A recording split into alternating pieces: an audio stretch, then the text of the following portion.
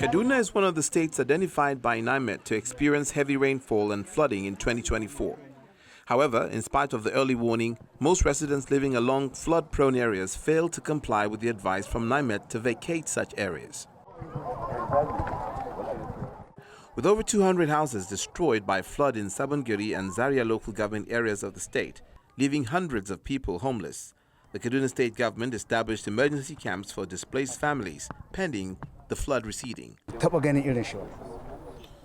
We saw the first and second rain, but this third rain is something we have never seen before.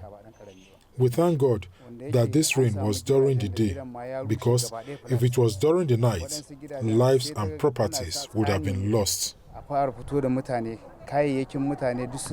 State Assessment Committee on Flood, led by the Chief of Staff to the Kaduna State Governor, visits the affected communities to assess the impact of the flood.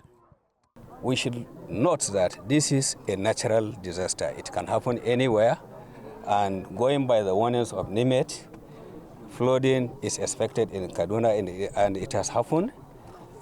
It's not only in SABON GARIN local government area. There was flooding in Kaduna North local government, Zaria local government, Sanga, Jama, and some other local government across the state.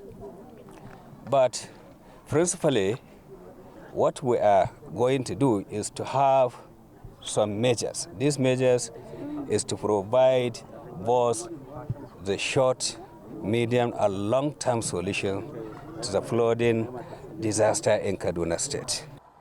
The committee identifies human factors, including the building of structures along the waterways and indiscriminate dumping of refuse on drainages, as well as buildings without approval from the government, as the major cause of perennial flooding in the area.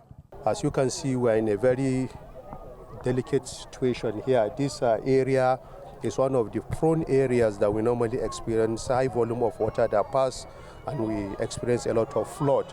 But the major reason of this disaster is not even the flood itself, as you rightly heard from the Chief of Staff. One major calamity that is about to happen is the issue of sand excavation. Although the Kaduna state government has provided temporary shelter for those displaced by flood, residents are advised to always work towards preventing flooding.